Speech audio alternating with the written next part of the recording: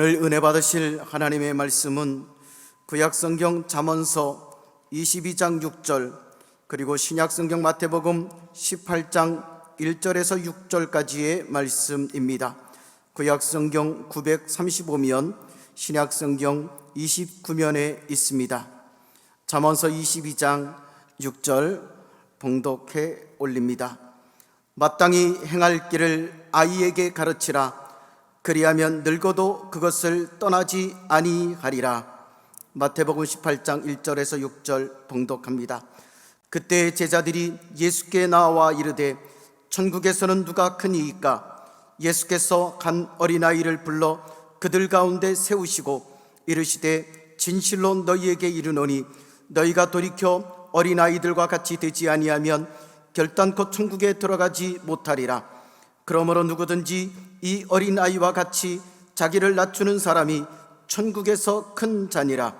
또 누구든지 내 이름으로 이런 어린아이 하나를 영접하면 곧 나를 영접함이니 누구든지 나를 믿는 이 작은 자 중 하나를 실족하게 하면 차라리 연자맷돌이 그 목에 달려서 깊은 바다에 빠뜨려지는 것이 나으니라. 아멘. 오늘 저는 어린이 주일, 성찬 주일을 맞아 아이들의 좋은 스승과 제자가 되라, 이런 제목으로 하나님 말씀을 나누고 성찬을 우리가 진행하고자 합니다. 성도 여러분, 지난 주일에 우리는 예수님이 우리에게 남기신 마지막 최고의 사명에 대해서 말씀을 나눴습니다. 이 땅에서의 모든 사역을 마치시고 승천하시기 직전에 주님은 너희는 만민에게 복음을 전파해라, 그리고 그들을 제자로 삼는 나의 증인이 되라, 하나님 나라의 사역을 사명으로 남기셨습니다.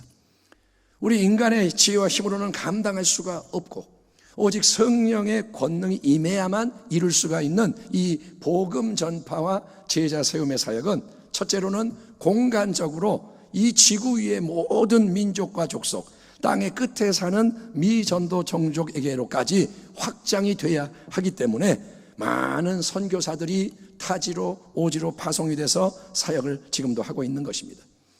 또 예수님을 전파하라, 그분의 제자를 삼아라, 이 사명은 두 번째로 다양한 계층의 장벽을 넘어서 진행되어야 합니다.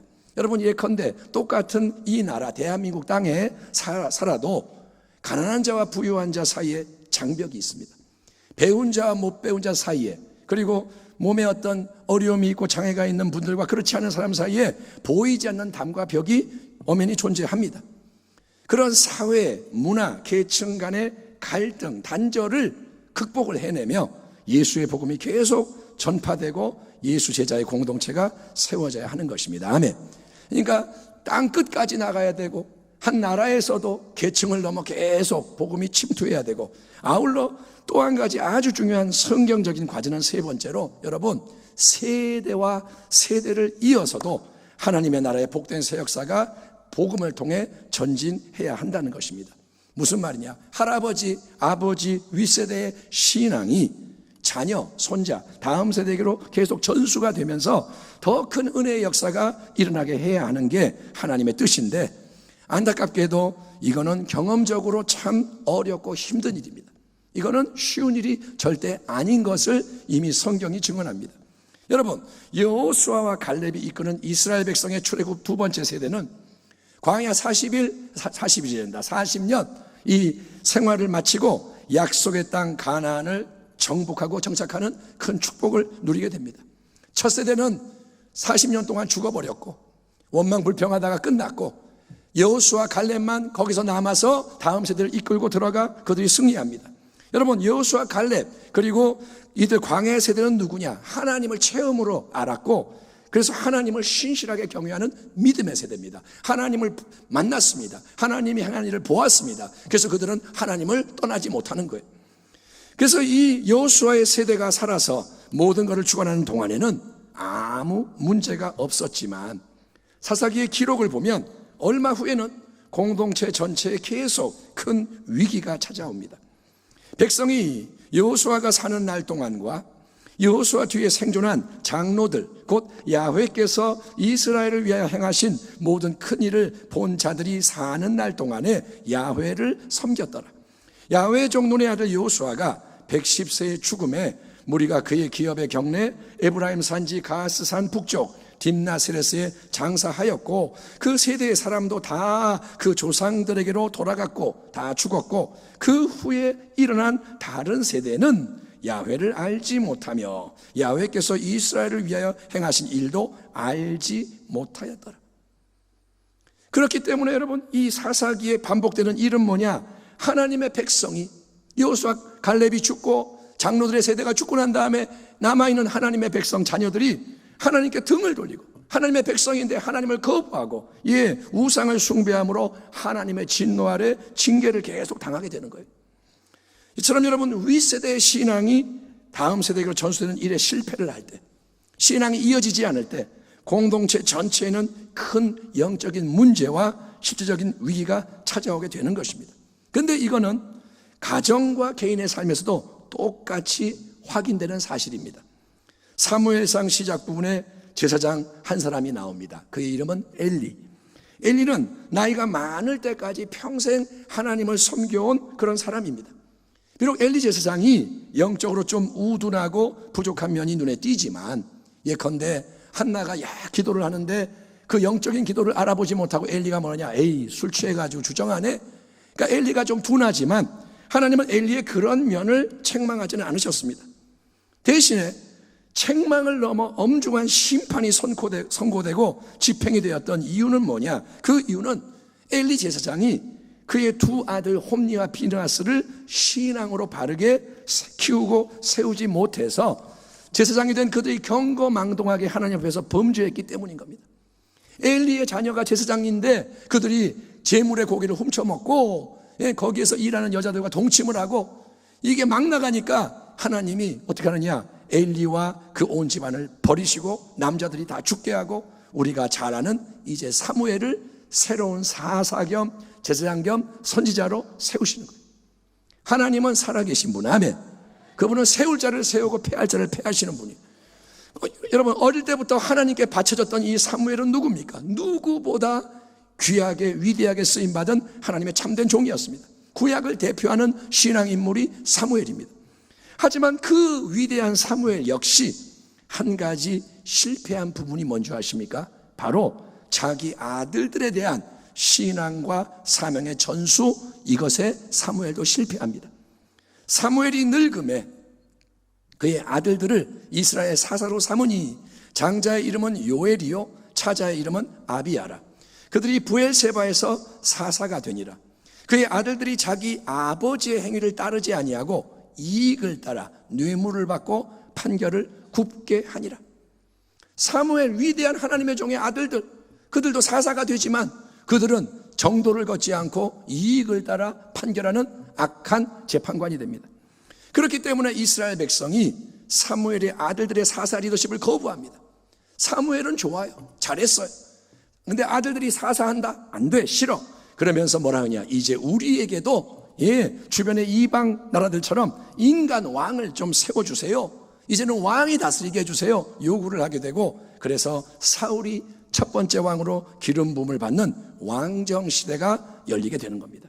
여러분, 아무리 윗세대가 여호수아처럼 갈렙처럼 사무엘처럼 하나님을 열심히 잘 섬겼어도 그 신앙과 사명의 유산이 다음 세대로 계속 전수되지 못한다면, 갈렙의 신앙이 이어지고 사무엘의 신앙이 이어지지 못한다면, 그래서 영적인 무지와 불순종의 어둠이 다음 세대를 붙잡고 지배하게 된다면, 그거는 여러분 가장 큰 손실이고 가장 큰 비극을 경험하는 거예요.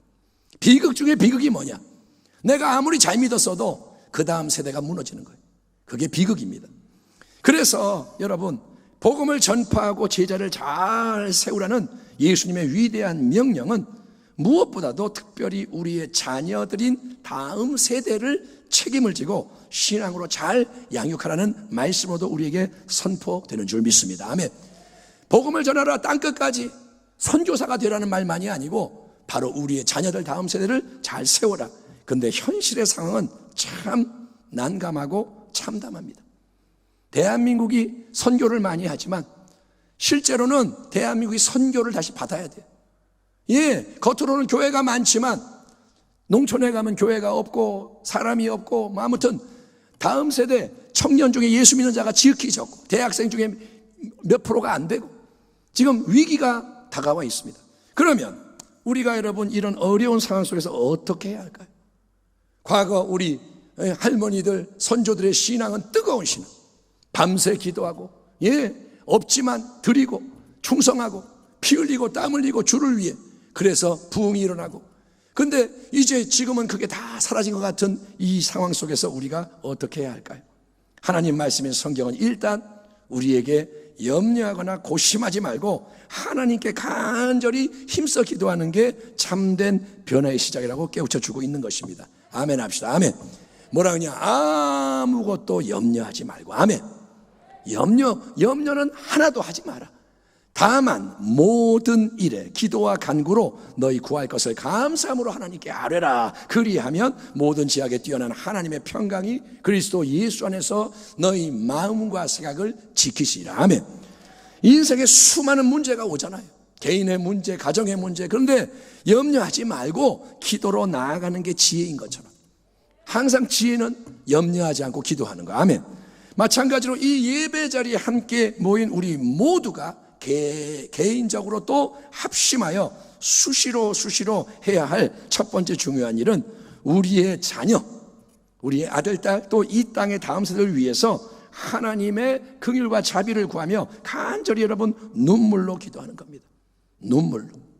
우리가 기도를 하긴 하죠. 문제 때문에 기도하고 이것저것 기도하지만 자녀를 위해, 다음 세대를 위해, 여러분 예루살렘의 딸들아 너희와 너희 자녀를 위해 울어라. 나 예수를 위해 울지 말고 너희를 위해 울어라. 주님 말씀하신 것처럼 우리가 여러분 눈물로 기도할 줄 알아야 할 줄 믿습니다. 눈물이 흘러야 돼. 눈물의 샘이 열리기를 축원합니다. 기도해야 돼요. 또한 우리는 여러분 낙심하지 말고 포기하지 말고 다음 우리의 자녀와 다음 세대를 위해서 말씀의 씨앗을 힘써 심어야 하는 것입니다. 기도하고 말씀을 심어요. 왜냐? 아무것도 안 심으면 아무것도 거둘 게 없다. 이 자연의 원리가 영적으로도 동일하게 적용되기 때문인 것입니다. 이스라엘아 들으라. 우리 하나님 야훼는 오직 유일한 야훼이시니 너는 마음을 다하고 뜻을 다하고 힘을 다하여 내 하나님 야훼를 사랑하라. 오늘 내가 네게 명하는 이 말씀을 너는 마음에 새기고 네 자녀에게 부지런히 가르치며 집에 앉았을 때에든지 길을 갈 때에든지 누워있을 때에든지 일어날 때에든지 이 말씀을 강론할 것이며. 아멘. 아멘. 마땅히 행할 길을 아이에게 가르치라. 그리하면 늙어도 그것을 떠나지 아니하리라. 아멘. 이 성경 말씀에 의하면 여러분 부모와 윗세대로서 우리가 해야 할 중요한 일은 우리의 자녀들과 다음 세대에게 하나님의 말씀을 계속 심어주되 그 일을 최대한 어릴 때부터 잘 시행하는 것입니다. 우리가 여러분 크게 오해하는 것이 몇 가지가 있는데 첫째는 뭐냐? 두 가지를 얘기하면 첫째는 신앙교육은 교회학교 교역자와 선생님들의 사명이고 그들이 다 해줄 거다. 이 착각인 거예요. 우리 아이들의 신앙, 교회학교에서 책임져야지. 이게 뭐냐? 착각이라는 거예요. 다시 한번 상기시켜 드리지만 우리 아이들이 여러분 교회에 나와서 예배를 드리고 활동하는 시간은 일주일에 고작 1시간, 2시간입니다. 주로 주일날 오죠. 아이들이 주중에 와가지고 예배 드리고 안 하잖아요. 그러니까 아이들이 주일날 한번 부모님 따라온다 이거예요. 그러면 1시간 내지 2시간, 1시간 반 교회에 머뭅니다. 여러분 일주일은 168시간입니다. 168시간 중에서 1시간, 168시간 중에서 1시간 반, 여러분 그 시간 교회에 머무는 걸 통해서 정말로 신앙의 교육과 훈련이 이루어질 수 있다고 생각하십니까? 교회 일주일에 한 번 1시간 나오면 신앙이 막 생겨날 거야, 그렇게 생각하십니까?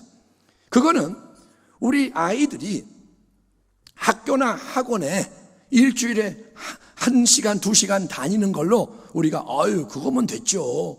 애들이 일주일에 1시간 학교 가거나 학원 가면 국영수, 체육 뭐 다 배우고 충분히 공부를 다 배우고 좋은 대학 가고 할 수 있죠 라고 반응하는 것과 똑같은 거예요.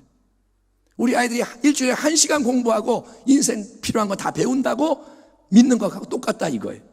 온갖 세상의 지식, 온갖 세상의 기술과 능력을 배우게 하는 데는 우리가 얼마나 애를 쓰고 돈을 쓰고 투자를 많이 합니까? 애가 영어가 떨어졌어요. 어이구 큰일 났다. 영어 배워라. 투자하고.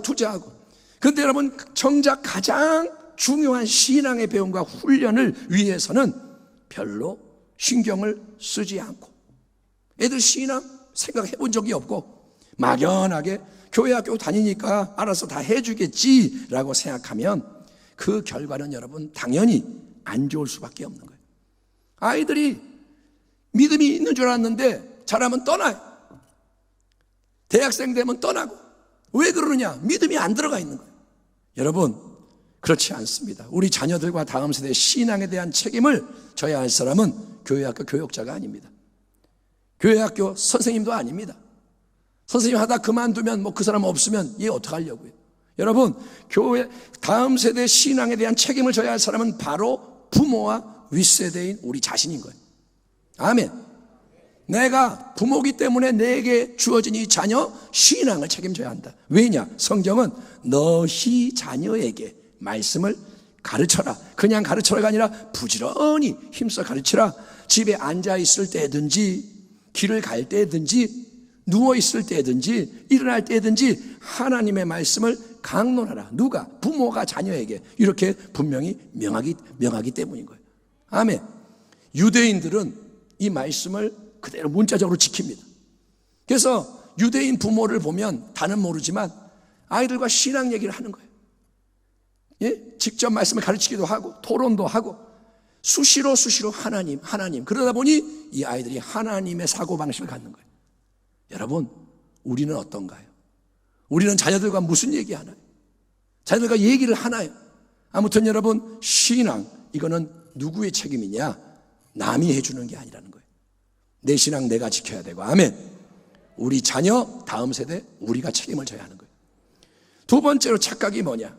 우리가 자녀들의 신앙교육과 훈련에 대해 잘못 생각하는 거는 뭐냐면, 시간이 지나다 보면 어떻게 잘 되겠지. 지금은 애가 어리니까 철이 없지만 언젠가 철이 들게 되면, 또 때가 되면 우리 자녀 속에 다음 세대 안에 믿음이 생겨나겠지. 언젠가는 얘도 잘하게 되겠지, 성장하겠지 라고 착각하는 거예요. 어떤 분이 그런 말을 했습니다. 전문가가. 그래서 신앙이 안 들어간다 이거예요. 언젠가 되겠지 했기 때문에 안 된다는 거예요. 여러분, 신앙의 복된 유산을 심어줘야 합니다. 다른 건 물려주는 게 아니라 신앙을 물려줘야 돼요. 근데 신앙을 심어주기에 가장 좋은 나이는 우리 자녀가 가장 어릴 때입니다. 아멘. 얘가 다 장성해서 예수 믿어라. 안 믿어요. 자기의 세계가 다 있어요. 근데 가장 어릴 때가 제일 좋은 때다. 세상에서도 조기 교육의 중요성을 강조하지 않습니까? 신앙의 교육도 마찬가지입니다. 그래서 성도 여러분, 교회 학교의 여러 부서 중에서도 어쩌면 가장 중요한 부서가 바로 영아 유치부일 거예요. 아멘 합시다. 아멘. 다른 부서 교사는 샘내지 마십시오. 이거는 하나님 나라의 원리. 영아 유치부가 제일 중요한 텃밭인 거예요. 그리고 여러분, 이 천진난만한 때 우리 아이들 어릴 때 시키면 다 따라하고, 이때 사무엘처럼 하나님을 만나고 세례 요한처럼 성령 충만을 받는 놀라운 역사가 일어나야 할 줄 믿습니다. 아멘. 우리의 자녀들, 다음 세대를 부디 인간의 관점, 세상의 학문과 지식이 규정하는 틀 안에서만 바라보지 마십시오. 아유, 얘가 몇 살이니까 발달 심리 뭐 이런 단계 뭐 이런 거 해줘야 되고, 세상의 걸로만 애들 보지 말라는 거예요. 어떤 부모님이 그래요. 목사님이, 교회학교 목사님이 말씀을 힘있게 증거하는 거예요. 성령이 임하면 권능을 받고. 그러니까 목사님 그렇게 하면 얘 못 알아들어요. 예? 얘는 발달 심리가 지금 뭐 이런 단계이기 때문에 놀아줘야 되고 이렇게 해야 돼요. 여러분, 그거는 세상이 하는 말이에요. 여러분, 하나님의 눈으로 자녀를 바라보기를 축원합니다. 자녀 보이는 것만 보지 말고 하나님의 관점에서 바라보면 뭐냐? 하나님이 말씀하시기를 말세에 내가 내 영을 모든 육체에 부어주리니 너희의 자녀들은 예언할 것이요 너희의 젊은이들은 환상을 보고 너희의 늙은이들은 꿈을 꾸며 그때에 내가 내 영을 내 남종과 여종에게 부어주리니 그들이 예언할 것이요. 아멘. 아멘. 하나님이 특별히 주목하시고 가장 먼저 성령을 충만히 부어주고 싶으시다고 말씀하시는 대상은 우리의 자녀들, 우리의 다음 세대인 거예요. 자녀들은 예언할 것이고, 아멘. 제일 먼저 하는 말은 자녀들이 예언할 것이고, 하나님이 우선순위를 두시는 거예요. 왜냐? 하나님은 마지막 때 이때에 위대한 부흥의 역사를 이들을 통해 일으키시고 예수 생명의 복음을 이들을 통해 땅끝까지 운송하고 싶기 때문인 거예요. 아멘. 다 자기의 사명이 있지만 마지막으로 갈수록 사명이 커지는 거예요. 그래서 하나님은 자녀들을 사랑하시고, 아멘, 성령을 부으시기 원하십니다. 우리 교회학교 영아유치부에 할렐루야 성령의 새 역사가 임하기를 축원합니다. 예, 다른 모든 교회학교 부서에도 청년들에게도 성령의 새 역사가 임하기를 축원합니다. 우리 모두에게, 어른들에게, 우리 권사님들에게 다 성령이 부어지기를 축원합니다. 그래서 성령 안에서 하나가 되고 움직이는 교회가 되어야 합니다. 예, 진정으로 그런 일을 보기 원한다면, 그냥 말로만 아멘 잊어버리는 게 아니라 진짜 그게 일어나기를 원한다면 우리는 지금보다 훨씬 더 다음 세대를 위해 깨어 기도를 해야 돼요. 아멘. 다음 세대에 우리가 정말 싸우는 마음으로 기도해야 돼요. 기도는 영적 전쟁. 아멘. 마귀는 호락호락하지 않습니다. 마귀를 이기려면 기도해야 되잖아요. 내가 승리하려면 기도해야 되잖아요. 다음 세대를 살리려면 지금보다 훨씬 기도해야 되고, 말씀을 심어주는데 무시로 힘쓰는 신앙의 부모와 윗세대, 우리 자녀들의 좋은 영적 스승으로 우리가 변화되어야 할 줄 믿습니다. 따라합니다. 내가 내 자녀의 스승이 되게 하소서. 아멘. 예, 내 자녀에게 영적 스승이 돼서 우리 자녀가 언제 나중에 내 신앙의 멘토는 나의 아버지예요, 내 신앙의 멘토는 나의 어머니예요, 이런 말을 듣는 것이 여러분 축복인 줄 믿습니다. 너는 어디서 그런 은혜를 받았니? 엄마가 늘 기도했어요. 아빠가 나에게 늘 말씀을 말씀해 주셨어요. 아버지 어머니 살아가는 모습 보고 내가 도전받았어요. 우리가 그러한 영적 스승 되기를 축원합니다. 예수를 우리 잘 믿읍시다. 아멘. 예수를 우리 자녀를 위해서도, 다음 세대를 위해서도 더 잘 믿읍시다. 내 자녀만 챙기지 말고, 이기적으로 그냥 내 새끼만 하지 말고, 교회라는 공동체로서 모든 우리 자녀를 마음에 품고 기도하고 돌보는 윗세대가 됩시다. 아멘. 어떤 아이가 아프다 그러면 내 자녀처럼 기도해주고, 어떤 아이에게 뭐가 필요하다 내 자녀처럼 섬겨줄 수 있는 그러한 하나님의 마음이 있기를 축원합니다. 오늘 우리가 드리는 이 믿음의 고백과 헌신의 결단이 주께 연락되기를 소망합니다. 아멘. 주님은 말씀하십니다. 자녀들에게 좋은 영적 스승이 되라. 예, 그게 우리의 사명입니다. 열매를 맺어야 한다. 하지만 여러분, 성경은 동시에 또 이런 말을 합니다. 우리가 자녀들과 다음 세대로부터 잘 배우는 좋은 제자가 되어야 한다. 한편으로는 좋은 스승이 돼서 가르치지만, 다른 한편으로는 자녀들부터 잘 배우는 제자가 되어야 한다. 그렇게 말씀하시는 분은 다른 누군가가 아니라 바로 우리의 주님 예수님이신 거예요. 어느 날 어떤 부모들이 자기의 어린 애기들을 데리고 찾아와서 예수님부터 축복의 안수 기도를 받고자 했을 때, 자, 얘들아 일로 와, 예수님 우리 기도 받으러 가자. 그때 예수님의 제자들인 사도들은 그들을 불청객 취급하며 꾸짖어서 돌려보내려고 했습니다. 아이, 애들은 가. 이 뭐야? 아유, 예약도 안 하고 왜 왔어? 애들은 올 자리 아니에요. 그러나 정작 예수님은 그걸 보고 오히려 제자들을 나무라시며 이렇게 말씀하셨죠. 예수께서 그 어린 아이들을 불러 가까이 하시고 이르시되, 어린 아이들이 내게 오는 것을 용납하고 금하지 말라. 하나님의 나라가 이런 자의 것이니라. 내가 진실로 너에게 이르노니 누구든지 하나님의 나라를 어린 아이와 같이 받아들이지 않는 자는 결단코 거기에 들어가지 못하리라 하시니라. 아멘 합시다. 아멘. 오, 주님이 굉장히 엄한 말씀을 가끔 하세요. 자, 영어로 여러분, 어린아이 같다, 애들 같다, 이 표현에는 두 가지가 있습니다. 하나는 뭐냐? childish.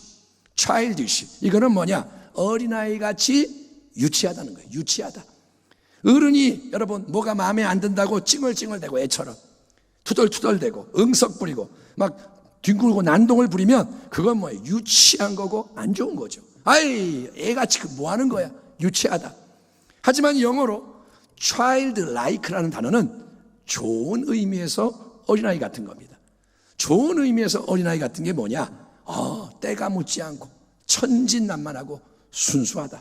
바로 이런 좋은 의미에서 예수님은 우리가 어린아이 같아져야 한다. 어린아이 같이 하나님의 나라를 받아들이는 자가 되어야만 너희는 복된 하나님의 나라를 경험하고 소유할 수 있다라고 말씀하시는 것입니다.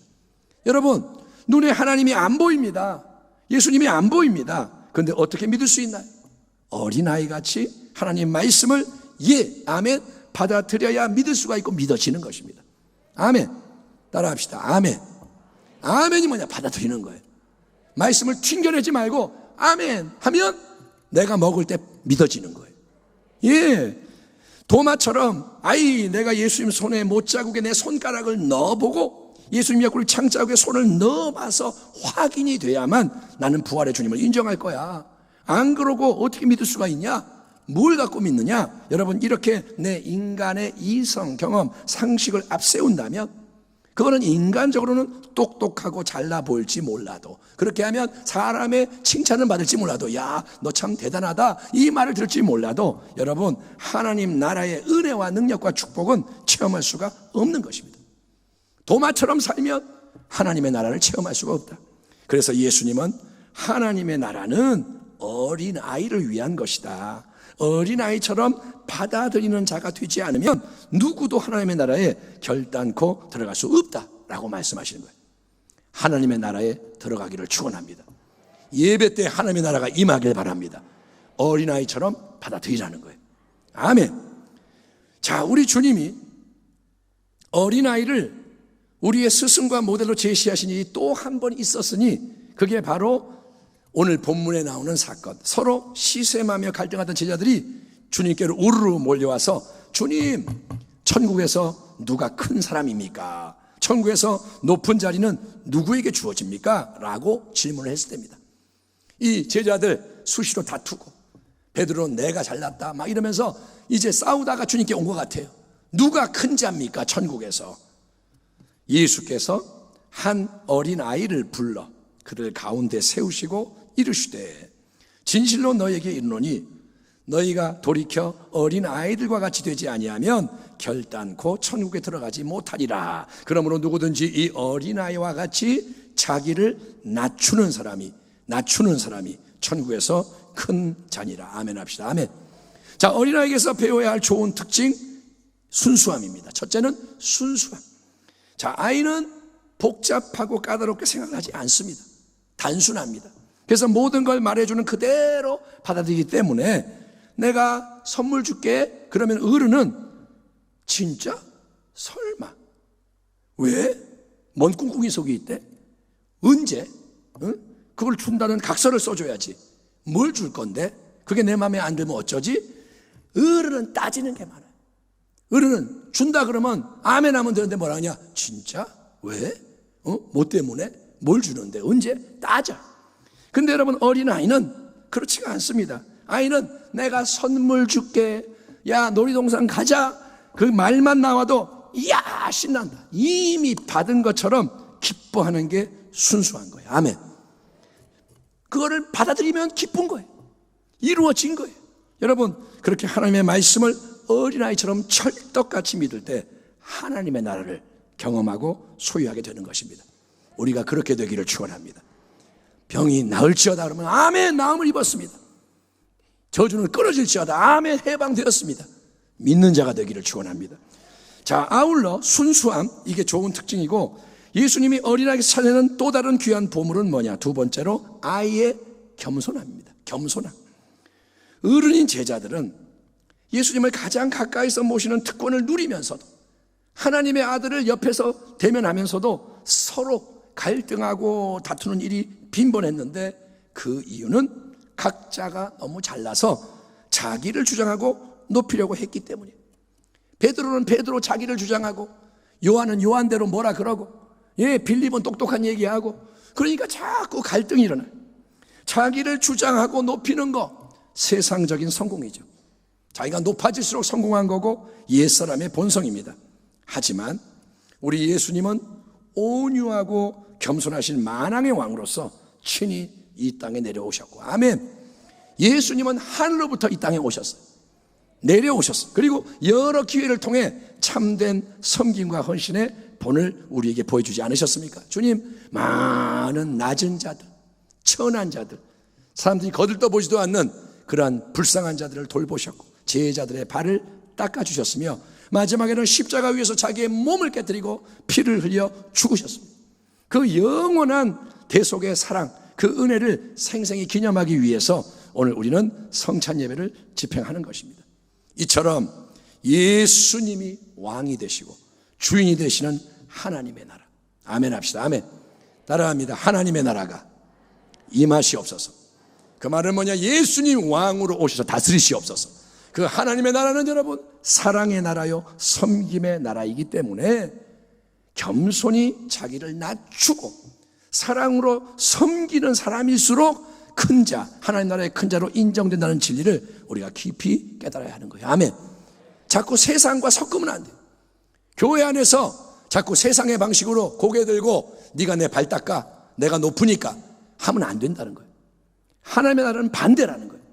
예수님이 왕이기 때문에 그분을 따라가야 되고, 아멘. 남을 위해 생명을 주는 자가 가장 큰 자인 거예요. 예. 자, 말씀을 마무리합니다. 우리 예수님은 너희는 더욱더 어린아이처럼 순수하게 믿고 겸손히 섬기는 자가 되라. 어린아이를 영적 스승으로 삼아 하나님의 나라를 배우는 자가 되라 라고 도전하십니다. 아이를 새롭게 바라보기를 축원합니다. 또 예수님은 뭐라 하시냐? 어린아이 하나라도 사람의 눈으로 볼 때 하찮은 작은 자라도 업신여기지 말고 실족하게 하지 말고 주님의 이름으로 영접하기를 힘써라 라고 권면하십니다. 어린아이 지나가다가 교회 안에 어린아이가 있을 때 주님의 이름으로 너를 사랑해, 그를 섬겨주면 그게 뭐냐? 예수님 말합니다. 그 어린아이를 영접하면, 내 이름으로 영접하면 그거는 바로 그 아이 안에 함께하고 있는 예수님을 영접하는 것이다. 내가 부지 중에 예수님을 섬기는 거예요. 예. 오늘 하나님의 말씀을 통해서 우리가 우리의 자녀들, 다음 세대에게 영적인 좋은 스승이 되었으면 좋겠습니다. 아멘. 또 아이의 순수함과 겸손함을 잘 배우는 좋은 제자가 되었으면 좋겠습니다. 그래서 성도 여러분, 하나님의 나라가 우리 한 사람 한 사람 안에, 우리 가정 가운데, 우리 교회 가운데, 그리고 이 땅 위에 든든히 세워지고 계속 전진하며 승리하게 되기를 우리의 주 되시는 예수님의 이름으로 축원합니다. 아멘. 기도하겠습니다. 하나님 아버지, 감사합니다. 우리가 살아가는 삶 속에서 진리로 빛을 비춰주셔서 이제 가정의 달을 맞는 우리들 관계가 새로워지게 하여 주옵소서. 내가 부모로서 내 자녀, 내 새끼라고 여기며 내 마음대로 하려고 했던 거 용서해 주시고 이 자녀를 주님의 사람으로 세우게 하여 주시옵소서. 좋은 스승이 될 수 있도록 우리를 도와주시옵시고 또 자녀에게서 겸손하게 어린아이의 순수함과 아버지 겸비함을 배우게 하여 주시옵소서. 계속 함께 성장하게 하시고 엮어지게 하시고 세대와 세대가 이어져서 하나님의 나라의 큰 영광이 교회와 삶에 임하게 하여 주시옵소서. 감사하고 축복하며 예수님의 이름으로 기도하옵나이다. 아멘.